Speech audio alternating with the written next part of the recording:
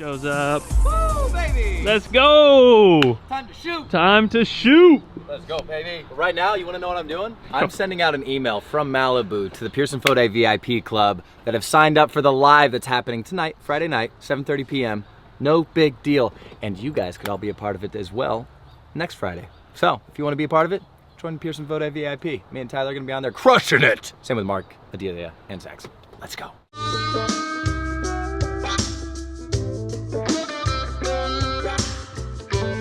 To go full send like Pierson does. Bro, never not sending. I'm gonna be myself, or I could be someone else. No one's stopping me now. Try not to hold me down. Feel alive when I'm in this town. Look at those beautiful stars. I wanna drive a faster car. Nothing can break me. No, nothing can break me. On a fitness challenge. Boom. Talk to me. What do you got going? Hey, you're not? You're just here? Preparing for a film. I'm preparing for The ladies. Nah, he held me accountable. Is that my sweatshirt? No. I'm holding Mark accountable to the fitness challenge regardless. He's gonna be working out every day. I'm proud of him. He's sticking to his diet. He's sticking to his routines. And Tyler's doing a 30-day challenge. Shut the fuck up. 30 days. What's your challenge? It's gonna be no processed sugar, no alcohol. I'll do that with you. Hey, Let's do it. Let's do it. A gallon of water, 100 push-ups, and 1 mile. Every day. Every day. Let's do it. What about Saxon? Is a celebrity trainer, the man, the myth, and the legend, Eric the trainer. I should say Eric the celebrity trainer. Ooh, Eric You the only train celebrity celebrities? trainer. No, I So train. that's why you won't get me in. That's We train everyone. We have a great time with everyone. We're on a mission. How did you get into training? You know, I moved to New York after college, and Where'd you go to college? I went to college in Connecticut at a small school that no one had ever heard of called Quinnipiac. And Say that 5 times fast. Quinnipiac. And I took classes at Yale. It was really great. But when I moved to New York City, I decided I wanted to have some fun. And so I was offered a job in a law firm. I was offered a job in a publishing house. None of the jobs I was offered were paying very well. And the gym looked at me and said, "You look like you have a lot on your mind." And I said, "I do. I was offered all these jobs here in Manhattan, and I don't want to take any of them." And she said, "Why don't you work here?" And I said, "I wish. I love fitness, but I have to get a real job." And she said, "How much are they offering you as a starting salary?" And I told her, and she said, "We'll match it." So I started working as a trainer. I thought it was a great way to just get to know New York, meet girls, learn how to play guitar, have fun, and it became a great career. I fell in love with the process of taking someone from normal to extraordinary. Yeah. I mean, we only just started working together in the last technically like 3 weeks. Yeah. And you've taken me, I literally have gained 11 pounds in 3 weeks, which is awesome on itself. But like my shelf has expanded in such a crazy way. Listen, I'm here to transform you into the man you always were. I mean, we're trying to get Mark there. We Look, we're gonna get me there. Yes, Mark is my next victim. I can't. I was working out really good. I lost a lot of weight, and I was really happy with myself. And then quarantine hit, and I fucked up. Well, don't worry. With me around, you're going to look at Mark and you're going to think, did he and Tarzan get into a car accident and they could only save one person and it was a combination of Tarzan and Mark? The answer is yes. And then I I'd see be the flying future. through the jungle. Yeah, man. Meet me in 21 days. Mark's Done. gonna get jacked. And you're saying it's only gonna take 21 days? 21 days. To do what? Just like see a difference? To go from normal to extraordinary, man. Your shoulders will get broader, your waist will get smaller, your jawline will get sharper. Mark's already got a very sharp jawline. Yeah. No, he'll be opening mail like this. Oh, it's a letter from my mother. Dude, I need that in my life. Excellent. I'll have to be taking a break from YouTube, guys, so I could focus solely on Getting fitness jacked. and health and wealth. Getting freaking huge. Yeah. It's going to be fun. I can't wait. I'm Count excited. me in. Dude, so I met you through my buddy Chris Wolf, and I started working out at your gym. Your gym's dope because you have like the outside location, which is where we're working out right now. Yes. And then you have the inside location, which has like the boxing and stuff. And I can't wait to get back into all of that equipment when quarantine opens it back up for us. But like when you moved to LA, did you plan on having a gym here? No, actually, I moved to Los Angeles to learn from the greats. I wanted to learn from Jack LaLanne, who's my professional mentor. I wanted to learn from Arnold Schwarzenegger. I wanted to learn from Lou Ferrigno, all the greatest minds in fitness and bodybuilding. That was my goal. And I started training actors. And the next thing you know, I got kind of sucked up into the Hollywood world where suddenly my work was on screen. It was in magazines. And then I saw, oh, these different actors become megaphones. Don't have the capacity. It was like the coolest way to get out of Hollywood, get back to how I grew up.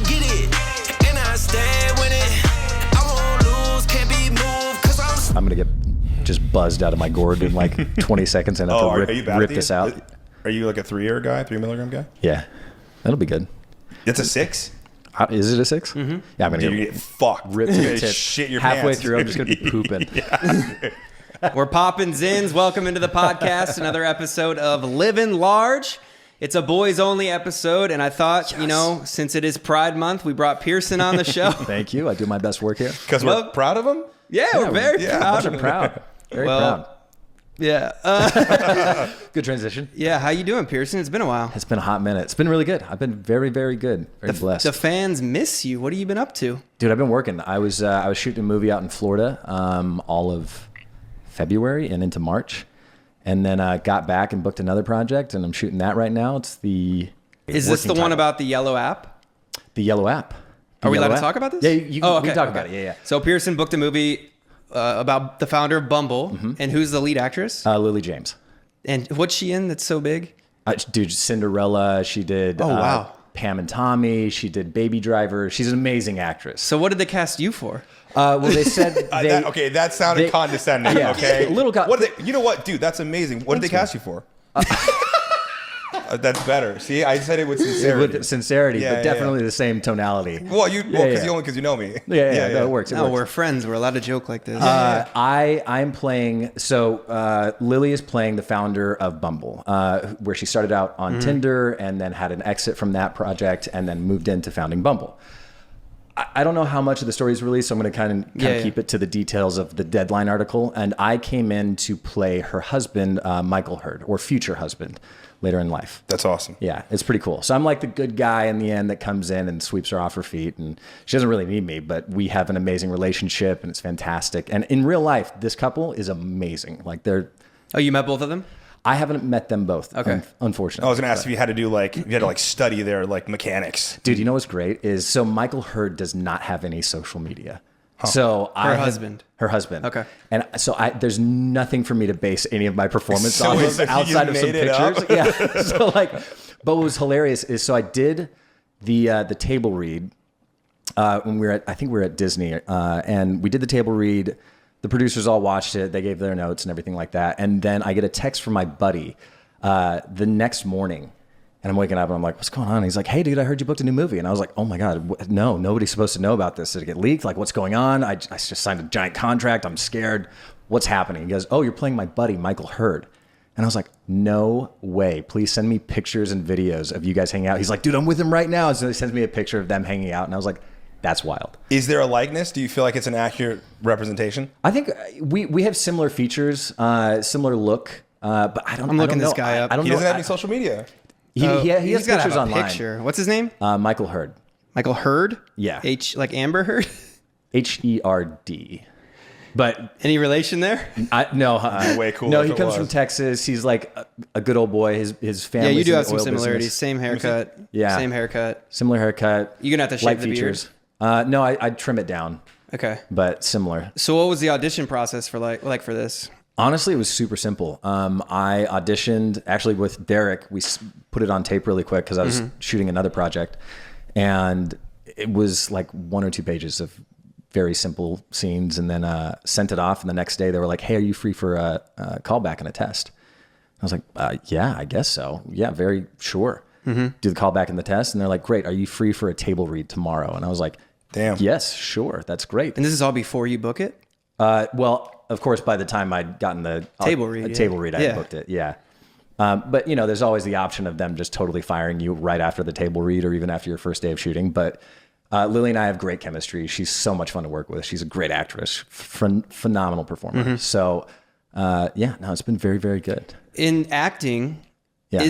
does the lead actress, Lily, she obviously already has the role, they're casting you. Do they have a say? Or do the producers look and see like, okay, they have good chemistry? I think it kind of depends on the production, but she's a producer on this, so she definitely does have a say on a lot of these decisions. Each one's different. Sometimes it's all the directors, sometimes it's all the producers, sometimes it's a total amalgamation of like great minds meeting in the middle. I think this one was a lot of like collaboration, and I think the producers and the director had been working on this project for like 4 years leading up to this. So they had put in a lot of time, and so they knew what they were looking for. And then Lily came in and jumped in as a producer and like helped shape her part of the story. And so I think it's a pretty collaborative process on that one. I've known you for a number of years, and like I've always known you in like a fun, goofy, playing video games together capacity. Playing so, COD, like, baby. Yeah, dropping in very hot and not doing a good job. Dude, phenomenal job. What are you talking about? You res like, Bro. nobody wants to hear this, but we're getting off topic. but this guy, he can res you. We're medic. It's cool to hear like the professional side. Yeah. I think about it like being a professional athlete. Like, do you have like a training camp to like get ready for a role? Like, do you get really serious? You work out, you like lock yourself in your room. Like what's that like? I'm getting ready for a project process. Definitely like a training camp. And I don't want to sound like a douchey actor or anything like that, but Go ahead. Thank you. Yeah, I mean, so the first thing I do is I read the script. Always, because the script could vary from real life. And so sometimes we're taking real stories and placing them inside of, fake scenarios. So the idea is to be as truthful to the script and the vision of the director and the producers as possible, and then branch off from that and create the backstory and the life of the character from there. Oftentimes I'll have read the script like 20 or 30 times by the time I'm done with the movie. I'll have made multiple notebooks filled with like the backstory of how this guy was born, his whole life story, what happened after this, what his goals are, what his vision is. Simple things like, does he like cheesecake? Does he like chocolate milk? Little things like that where you're just trying to find things that influence your choices when you're on set. So that way, if somebody gives you a quick change, they're like, hey, say this line and do it totally different than the way you did it last time. And you're like, let me pull from all those things that I've already like pre-loaded into my process and then put it into the character really quick. That's so interesting. Sorry, go ahead. This will be your second role where you do based on a true story, right? No, I think this is like my fourth, actually. Fourth one. Is the preparation different for this role than it would be for A Man from Toronto, where you get to be the character? The preparation is similar.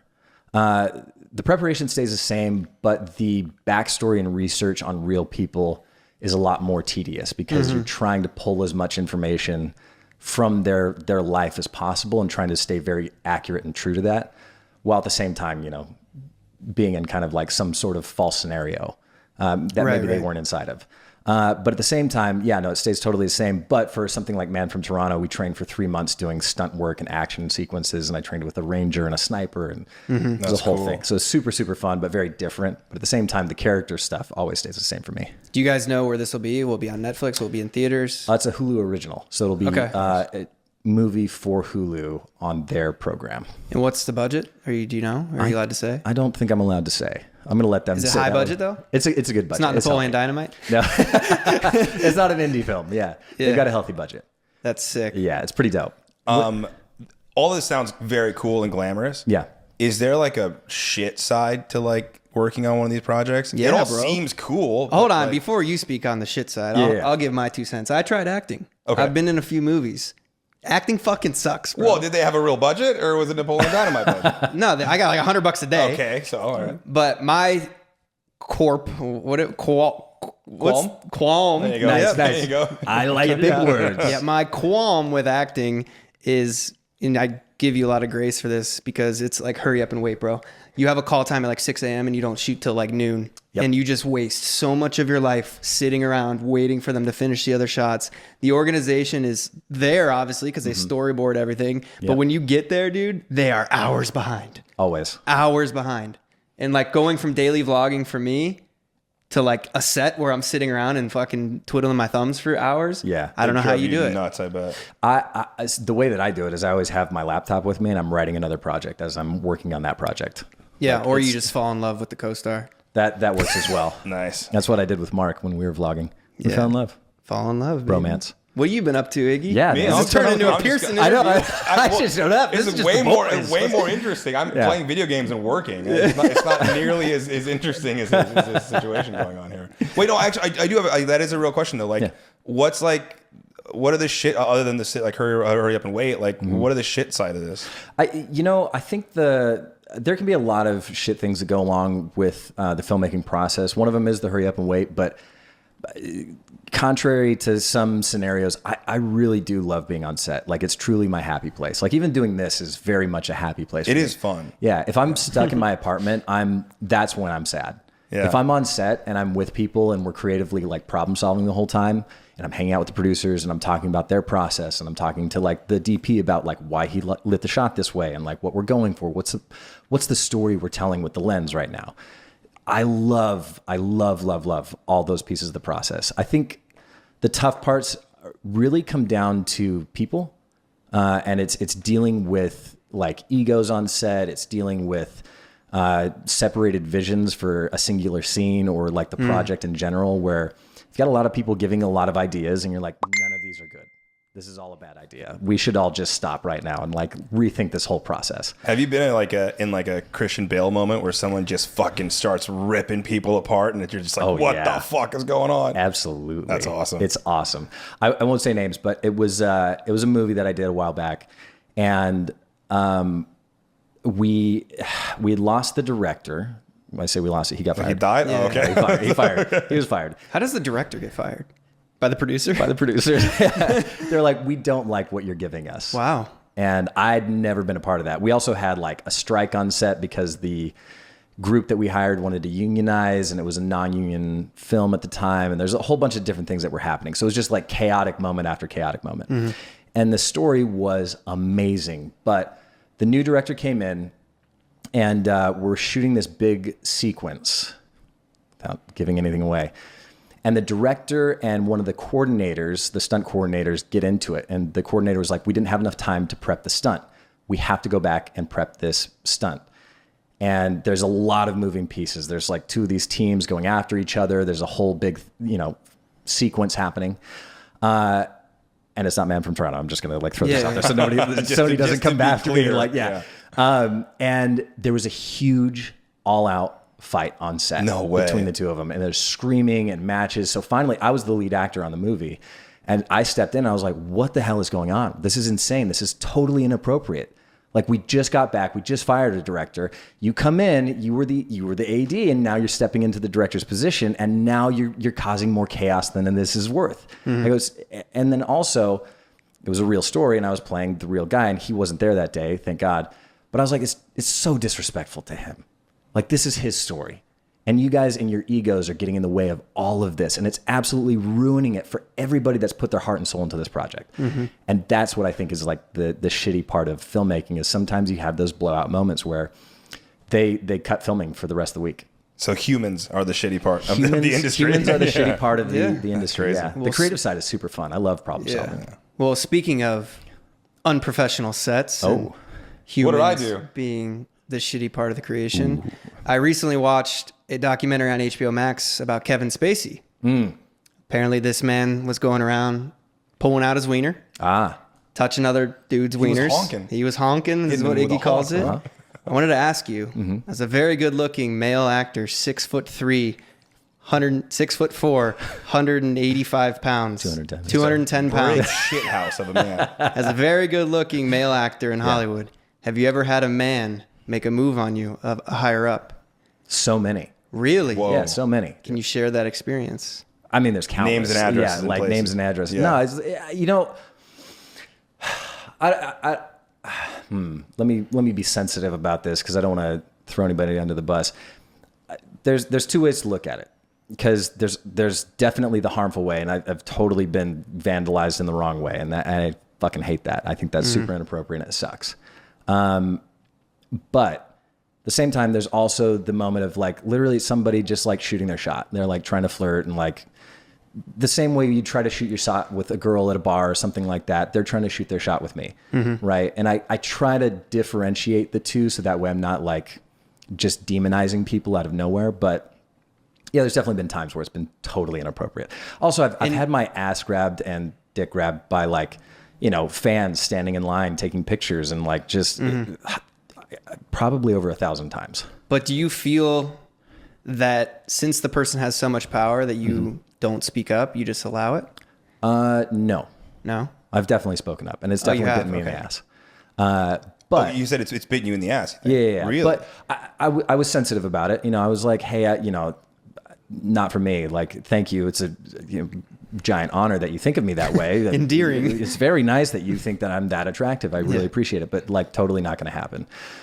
One time I did push somebody up against a wall, and it was like a whole thing of like, we're going to fight. Probably turned him on, probably. Yeah. He was like, hey, I think he was what kind into of fight this, are we doing? You want to you want to wrestle? It's about time. Yeah, 100%. But I also have like really good friends that are also powerful that I've told them when scenarios have happened and they've lashed out and handed their ass to them as well. So it's like, you have to be sensitive about it. You have to, it's a tough industry. Well, a lot of those guys, they were afraid to speak up because Kevin Spacey had so much power. Yep. They were young actors trying to make their mark in Hollywood. And even one of them was like, maybe this is what I have to do. I have to fucking give him a blowjob. Right. So he'll read my script, or because he wanted to see my headshots, making up these lies, obviously. Yeah. Did you find it, or do you find it? Why do you? Because they say in that situation, like he was attracted to like military men. Yeah. Very hunk men, like masculine men, and they. Iggy, what's up, baby? How you doing? What's up, baby? They felt. Everyone would react like what we say, like, oh, if anyone ever did that to me, I'd fucking punch him in the face. Yeah. But in that moment, they couldn't do it. Well, yeah, you freeze. It's scary. What are you supposed to do? Like, especially if you're not attracted to that person. And they've got power over the top of you. It's alarming. It can be really stressful. It's such a weird scenario to be caught in one of those because you totally do freeze. You're not given the tools as young kids to be like, hey, so when a predator comes up to you, what do? You push him back and you say no, but also he's going to be in charge of your finances and the rest of your life. And your career. And your life is going to totally just ruin everything for you afterwards. So, I mean, of course they freeze. Of course they are in scenarios where they think they have to do what they have to do. Also, at some point, you do have to delineate where, he's made his move, you've accepted it, and now are you moving along forward with it as, this is a mutual agreement that we have, or are you backing out of it? And I think that's where there's a lot of like tough territory people have been having to navigate for the last, 100 years of Hollywood, but at the same time, more recently with all the movements that have happened. Yeah, there's a lot of corrupt stuff going on. I mean, you had the Nickelodeon guy and all that stuff. You have the Kevin Spacey, the Harvey Weinsteins. And speaking of corruption in Hollywood, right? Illuminati. A lot of people have been commenting on the way you hold your hands. Oh, this? They say you're a Freemason. Show the camera because I don't think it's cutting that low. It looks like this. Why do you, when you sit, he holds his hands like this, and they say that's the Freemason logo. I'm for sure not a Freemason. I'm Cuban and Mexican. I can guarantee you I'm not a Freemason. That's a lie. That's a lie. That's a lie. It's a hand that sounds like something that a Freemason would say. Exactly. Deny it. It's called a hand mudra. It's a meditation tactic. So like this is the lamest response ever. Your body's energy and your fingers are an extension of that. So if you hold them in a certain way, it's supposed to help you focus. Does this calm you down or something? It does, yeah. Like if I'm having like a Zoom meeting or something, I'm really trying to lock in, my hands are on the table like this. I like that we've all now you're doing the same position. It's called a hand mudra. Look it up. You uncultured swine. Because every time you sit like that. Yeah, on I know. the podcast. Because I want to be focused to do a good job for my friend. Also, like you can put like pressure on your fingertips, and like if you're a little stressed out in a scenario, it kind of helps. Yeah, dude. Yeah. Look it up. I will look it up because apparently it's the Illuminati. Not an Illuminati, not a Freemason. Yo, if the Illuminati's watching, I'm straight up trying to join. Like What's up? It. Yeah, 100%, bro. I've been doing this for your attention. Yeah. It's been fun. Oh yes, you guys were really good together. Yeah, she's a sweetheart too. Yes, we like Felicia. We do like Felicia, but fans still are fans of that. So there's that, and then now with Courtney Hope. I mean, from the opening scene we first met. Yes. Yeah. Bucko and all that. Just I mean, it's so fun. It's so fun to watch. Well, it's cool because they give her dialogue that in the hands of a lesser actress would be terrible. But she pulls it off in a way that's super fun to watch because she herself is like quirky and fun and spontaneous and just very like outgoing. Yeah. And she does a really, really good job. So she's a knockout too. Oh, she's beautiful. Yeah. Beautiful. But I love how they dress her. Oh, yeah, me too. So insane. It's kind of retro, but kind of modern. And no one else could pull that off. No one could pull it off. Absolutely no one could pull it off. It's the red hair. If I had red hair, I could pull it off.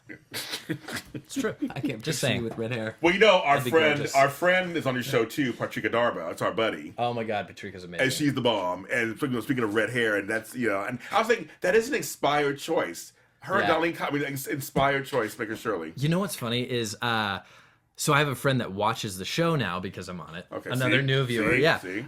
And he texted me. He was like, "That redhead, kill her!"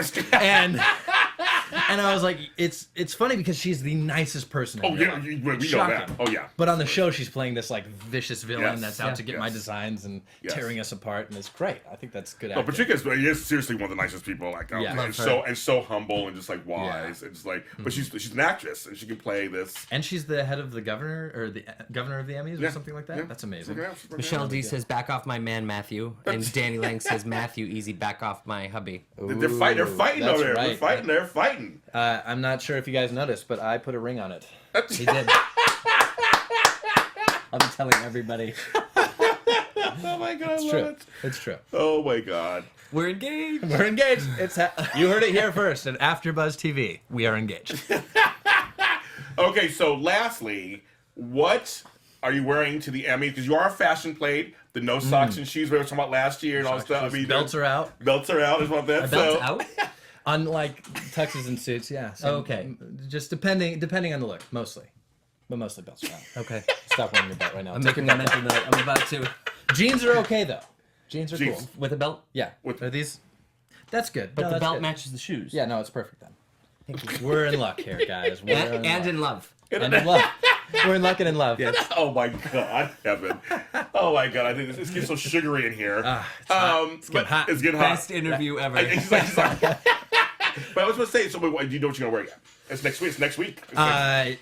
Not yet. You don't? Oh. It's going to be a tux of some sort. It's going to be Okay. epic. I know we're getting some really, really cool shoes to come in as well, and Okay. some. Kind Are of you bringing fancy- your gorgeous hot mother? I said that last week. Your mother's so hot. She is a hot mom. She is. She's a hot mom. And Both I- your parents are great, but and your I have mother's hot. The hot dad too. Yes. Yeah. Thank God I'm their child. Yes. God. Yes, exactly. Incest is best, people. No, I have a tradition now of bringing them to the Emmys, and I want to make sure that it stays that way. It's kind of special to me, and there's a lot of people that come and go in your life, and you don't know who's the next to come and go, but your parents will always be there. Yes. Or whoever is your family or that figure in your life that you know is going to be consistent. So I want to have them there for that. Oh, that'd be very nice. I love that. Yeah. I do too. Yeah.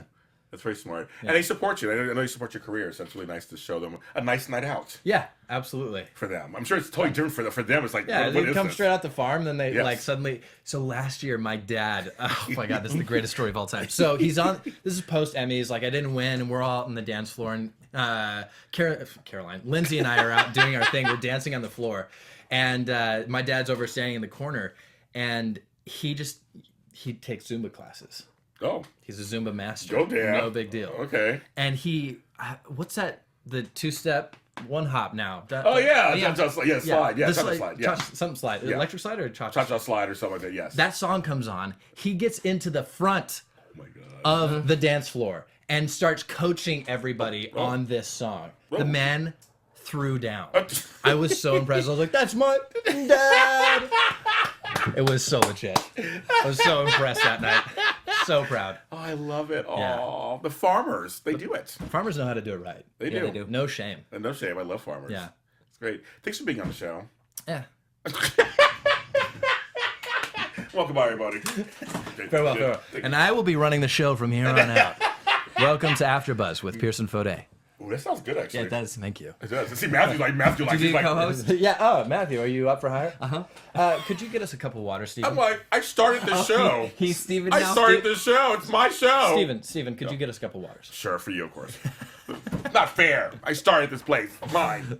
Fair enough. Yes, but thanks for being on the show, of course. Absolutely. He'll be back again. I'm actually covering the red carpet for the daytime Emmys this year for AfterBuzz, so I will interview you on the red carpet. Probably no? not. No. You're gonna be like, I don't know. I don't know, Is that Steven. God, Is that Steven? Steven, great to see you again.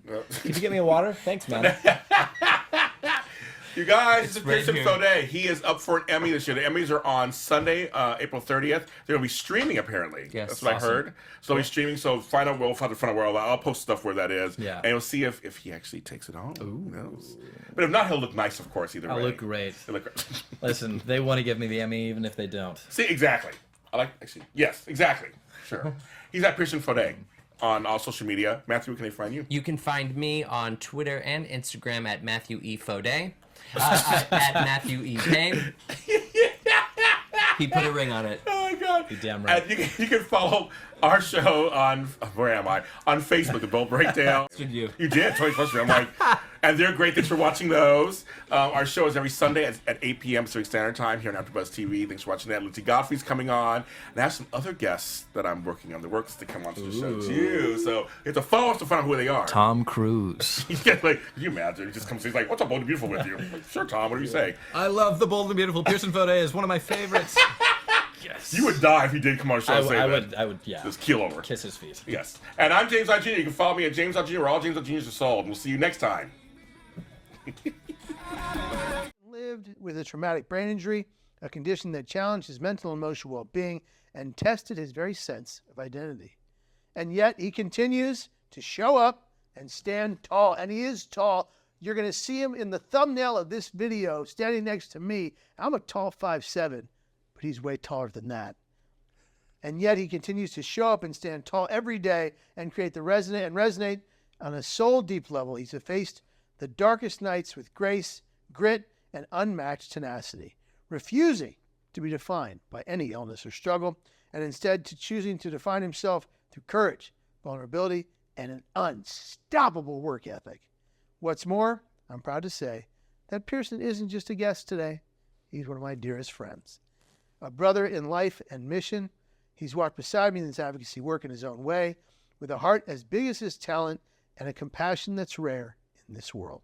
He's funny, he's brilliant, he's grounded, and he's a beautiful human being inside and out, one of the finest I've ever known. This conversation will not only pull back the curtain on the highs and lows of Hollywood, but also spotlight the very real and raw and often invisible struggles of a traumatic brain injury and the power of hope inside it all.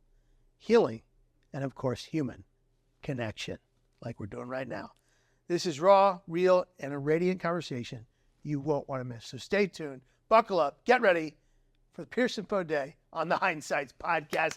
Pierson, welcome to the show, brother. Pleasure to be here, man. Pleasure to be here. Big fan of your work. Big fan. Huge fan of your work, actually. Huge fan. Huge fan, Huge actually. fan. Number one it's fan. Amazing. Number one accordion. Incredible. I love your accordion. You're the most handsome man I've ever seen, actually. Well, it's like looking in a mirror. It's looking in a mirror. It's debatable. Debatable. Large hands. Look at the size of these hands. Look at the so size large. of my hands. So large, so handsome. It's never stopped for years. Oh man, we get together and we do the Trump impersonation, and it makes us smile through and through. Just gives us great material. Great material. Okay, Pierson. Okay. First question of the day, possibly the most important question of all. How is your mental health today? Truly. Oh, good. Are we allowed to cuss? Cuss the shit out of it. Dude, I woke up today. I felt like dog shit. I was so tired. But like mental health wise, good. It was good.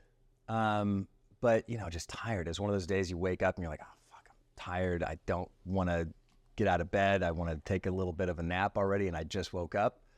My body's sore. I've dropped like 20 pounds in the last 2 months to get cut for all these photo shoots and everything. That takes its own toll. Not fully engaged, so I threw on some David Goggins, hopped in a cold shower, and did some cold shower and some cold plunging, and got my head right, and went for a run. Good. Yeah. And did you run like Tom Cruise runs in Mission Impossible? 1, 2, 3, 4, 5, 6, and 7. Fingers up. Yep. Focus straight. Just yeah. Arched back the entire time. You know, he trained on how to run. I believe that. He learned how a marathon runner runs. That actually. Or a sprinter. That totally checks out. Because he's got great technique. He's got great technique. How does he run so fast without slipping in dress shoes? That's what I want to know. Dude, that's a great question, actually. Like you see him running down these slick areas, and like I saw one of them where it's raining. Yeah. He doesn't miss a beat. No. I'd break an ankle. Dude, literally yesterday I was doing a photo shoot, and they're like, oh, we got to just hike up 10-foot grassy, hilly knoll in L.A., maybe 20 feet. I don't know, whatever it was. The second gunman on the grassy knoll? One of those. One of those. Sniper right at the top. You know right there, waiting for you. And literally the entire time I had these dress shoes on, they were slicker than ice, and I was sliding down the entire time. I was like, man, I feel like an idiot right now. So however Tom does it, I want to know. I have a theory. Go on. Sticky tape. That checks out, actually. Maybe a little gaff tape at the Like gaff tape at the bottom with edges. That So checks. it sticks and then it releases. I like this. And if that's not what he uses, Tom, I gave it right to you. Yeah. In the next Mission Now you know. Impossible, sticky ridge tape, if that's the thing. Okay, let's move on. Okay, Pierson. Yeah. Can you share with us the first time you realized something was different in your brain? What happened what is this? Tell me about this traumatic brain injury. What happened? Yeah. I just finished shooting a pilot. I think it was about 2018, if I'm not mistaken. And I got back and I was kind of like, I was on a heater at that point. So I wanted to keep working, and my work ethic is pretty insane. And I just wasn't getting enough sleep, and I had gotten sick, and I called my doctor. And I was like, look, I'm sick. Can you prescribe me an antibiotic? He's like, oh, yeah, you just got to go into the urgent care to get an antibiotic prescription like that. And he's like, it would take forever to come and do a little general. So I go into urgent care. I get an antibiotic. It was a sinus infection.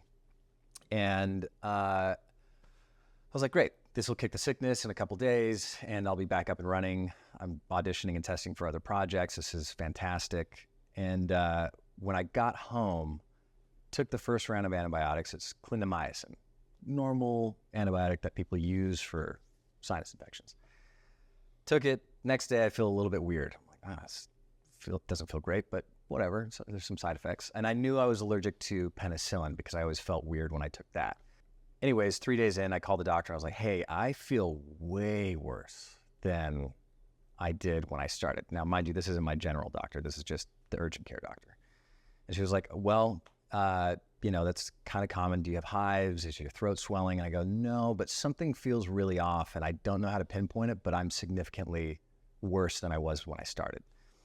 She's like, well, just finish out the antibiotic. We don't want an antibiotic-resistant strain of bacteria in your system. And I was like, okay, great. Totally shouldn't have done that. It was a big mistake. Turns out I finished that antibiotic. I suppose the bacteria was gone, so that part worked. But I'm totally allergic to clindamycin, and it caused inflammation and swelling in my brain, which caused seizures, blackouts, arrhythmia, having total syncope. So you and I could be having a conversation, and I would start panicking because I'd reset in the middle of the conversation. I'd forget where I was, who I was talking to. All of my short-term memory just fucking left. And then my long-term memories just started slowly peeling back over the next month to 3 months, to the point where I would look in the mirror and I couldn't figure out who the guy was in the mirror. And so it was a total disassociation from my identity, friends, people. I had roommates, but I would see them and it was just like kind of normal, but I was like, I think something's wrong with me. They didn't know. And I'm the workaholic that I am. So they just thought I was just working in my room. I wasn't. I was having brain damage. And it was my buddy Derek who called me to come over and do a self-tape at one point. And he shows up at the house, and Derek Augustine, look him up. Shout out, He's Derek. a handsome young gentleman, very unforgettable. Also, he's been one of my best friends for years at this point. And he shows up to my house, and we live down the street from each other. So we normally just like walk in the door, set up our self-tape equipment. He knocks on the door, shows up. I go, hey, what's going on? He walks in. I was like, whoa, what are you doing? He's like, what do you mean, what am I doing? Setting up the self-tape. I was like, self-tape? What are you talking about? And he's like, dude, I literally just got off the phone with you. We're shooting the self-tape. We have a pilot audition. I have to shoot this like right now. I have to get it in. He's like, what's going on? And I was like, I don't know. I know you, right? And he was like, are you fucking around with me? I was like, no, dude, I'm not. I feel like I know you. And again, if you see Derek, he's unforgettable. He's a fucking handsome dude. You just won't forget him. Also, best friend. So I should know who this guy is. He cues that I have something mentally very wrong at that moment. He's like, okay, self-tape not happening today. I'll figure it out. What's your doctor's name? And I was like, I don't know. Thankfully, I had this neurologist that I was working with for chronic insomnia for the last 6 years at that point, or 4 years. And I go, oh, I think this is the guy. And I hand him that. Where I had the wherewithal to hand him that was great. And he goes, great, we're going to go to the hospital right now. So he takes me to the hospital, and we walk in, and my neurologist is like, what are you doing here? I go, I don't know. Oh, by the way, just skipping over some fun beats here. On the way over, apparently I tried to jump out of the car on the freeway because I thought we were stopped at some point. We were going like 70 miles an hour. I was like, oh my God. And I was saying some crazy shit. I was like, I grabbed his door handle. I was completely lucid. I thought I was having a dream. And just saying crazy shit apparently. And he was like, dude, there's something so fucking wrong with your brain right now. I'm like, I guess so. I'm sure there is. We'll find out. And I get to the hospital, my neurologist clinic, and he's like, all right, well, I've got patients in front of you, but I can see you in like 30 minutes. So we're waiting there. And he hooks me up to, the usual armband and everything, and has me stand up, and I immediately just pass out and fall into the chair. And he's like, oh shit, all right, what's wrong? And I was like, I don't know. I don't really know why I'm here. I don't even know how I got here. He's like, what? So I kind of tried describing the symptoms. I've been taking some notes in my iPhone, trying to like figure out what's going on. And he reads it, and it looks like the writings of a madman. And he's like, all right, when did this start? And I had pointed to the antibiotic. He goes, I've never heard of this. I don't know what this is, but you've got problems. He goes, it sounds like you're having seizures at home.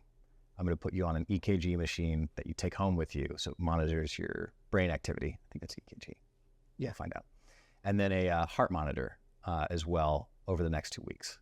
So I'm walking around looking like an avatar. I've got this giant sock tube over my head for the next three days, which is fucking hilarious. And I've got a heart monitor on, and it just sees my heart rate go from like 160 to 80 in a matter of like a couple of seconds, and that's when you pass out real quick, or even lower than that. I don't remember the exact numbers. I had brain damage. It happens. And then the brain monitor was just showing these weird like electrical spikes, which is his cue to say, okay, you are having seizures when you're not with us. They weren't like a grand mal seizure, whereas the big ones where your whole body tenses up, it's just enough to like throw you on the ground, and then your brain has a little damage inside of it, and you just forget moments in time, but pass out, don't remember. And the recovery process was crazy because it felt like you were having, I don't know if you ever saw the movie Fear and Loathing in Las Vegas. I did, yeah. Johnny Depp is having a crazy acid trip. Yeah.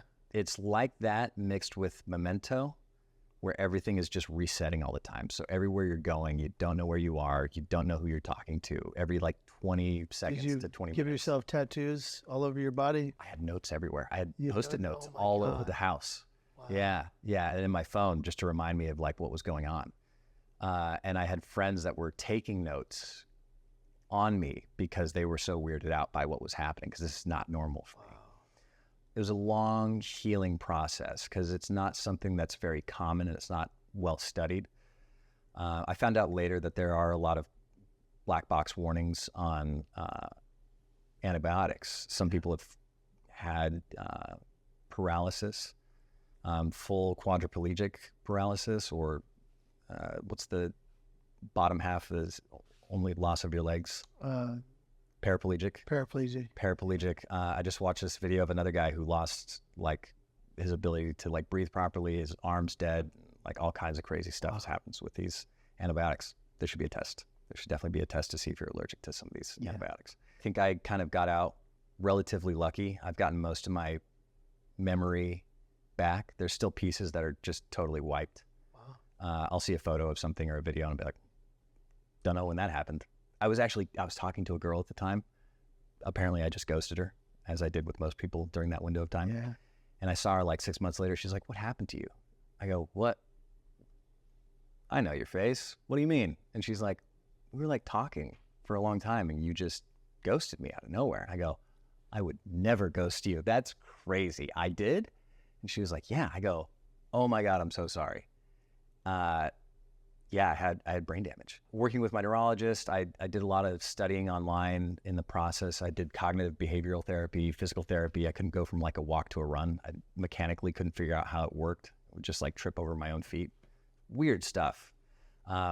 Lost a lot of like speech patterns. Words, vocabulary got really disintegrated. And it took a couple of years to really rebuild all of that structure back up to where it is now. Yeah, it takes time, man. It's a weird process, but brain injury is a weird one because you just don't see it. It's not like a cut or a wound where you're like, oh, now it's healed. Yeah. That scar is gone. It's really healed. It just is when it is. And even my neurologist was like, dude, it just takes time. You could be like this for the rest of your life. We don't know. Wow. But yeah, once we got the swelling under control, the antibiotic was what we assumed to be fully out of my system. I just got back on a really intense health kick of like trying to get my brain and body back in order. What did you do to help get your brain back in order? What were the techniques you used? Yeah, so for the cognitive behavioral therapy, one of the specific things was like as much sleep as I could possibly get, which I have chronic insomnia, so that's a bit of a challenge in itself. Yeah. But then also going for a run first thing in the morning, fasted runs, increases your brain-derived nootropic factor by like 20 to 40% at release, which helps stimulate new neural growth. So I'll do that first thing in the morning. Cold shower, anything to help like jumpstart your system like that. Also taking lots of like fish oils, the omega-3s and like good fats are really great for your brain to repair and recover. Creatine is one of those weird things that's like extremely helpful for people with even dementia and Alzheimer's. So doing lots of studies with that, but it helps retain water in the system, especially in your brain, and recover and repair itself. This is a bit of a more controversial one, but I have a friend that's doing studies at Johns Hopkins that told me to start microdosing mushrooms, psilocybin, and that helped with my neural growth specifically. Did you do it? Yep, I did. And it really helped? So much, Well, significantly. Okay, for the folks that are cautious of that, worried about that, Yeah. On the kind of fence, Yeah. Can you define exactly how it helped? Yeah. The biggest way that I could see that it helped were two specific things. One, I was in a really, really crippling depressive and anxious cycle because I couldn't figure out who I was, let alone the person in front of me, let alone where I was, what was happening. It just all felt like a really bad nightmare every day. Every few seconds, it was like a panic attack nightmare. So with the psilocybin, it improved my overall mood quality. It's like, I want to say it was like a dopamine boost, but it wasn't like that. It was something that just, I was happier, significantly happier, and it allowed myself to be at a little bit of peace to work through the issues at hand. Yeah. The other thing that they were doing studies on at Johns Hopkins was it allows, like when you see your brain on psilocybin, all of the neurons light up in your brain. Everything gets connected and actually helps stimulate more neural growth. So I'd take that in combination with the lion's mane, with the chaga, with the reishi, with everything else, and the omegas, and the creatine, and the fasted morning runs, and going and working out every single day. And that really helped improve. And I noticed significantly, I was able to grab words that I couldn't find previously. I was able to grab certain memories that I could like look at a picture and just really think on it for a little while and just find that memory again. And granted, it's not perfect. It didn't bring it all back, but it went from what was like a really slow crawl trying to recover certain things to, 50, 60% faster than what it would have been or where it was. Yeah. That was huge for me. Dude, 1% was better than where I was, and again, this isn't medical advice. I'm not saying anybody should do it. I should go do it with your doctor. Talk to your doctor. See if this makes sense for you in your situation. Yeah. Pierson's situation is much different than your situation. Yeah. Don't just take Pierson's words as gospel. Yeah. Unless he's singing, because he's got an incredible voice. Yeah. Wow. Okay. Yeah. But no, it was literally every single day just pushing myself to do something hard and difficult to challenge my brain to improve itself. And that was one of the things in cognitive behavioral therapy that I learned about. They're like, you have to force it, especially when it's challenging. That's when you're going to actually feel some neural growth. So it's really important to just pause for a minute there because, people who fear therapy or